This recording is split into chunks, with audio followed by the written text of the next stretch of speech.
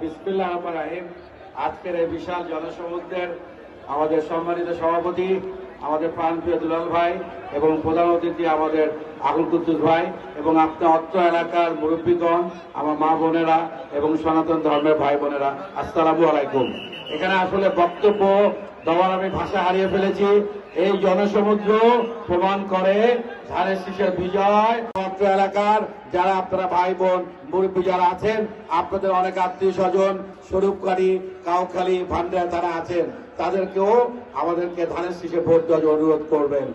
পরিশেষে আজকে আমি আমাদের প্রধান অতিথি আকুল কুদ্দুস ভাইকে অনুরোধ করতে চাই, পিরোজপুর 2, পিরোজপুর 3-এ বিএনপির প্রার্থী দেওয়া হয়েছে।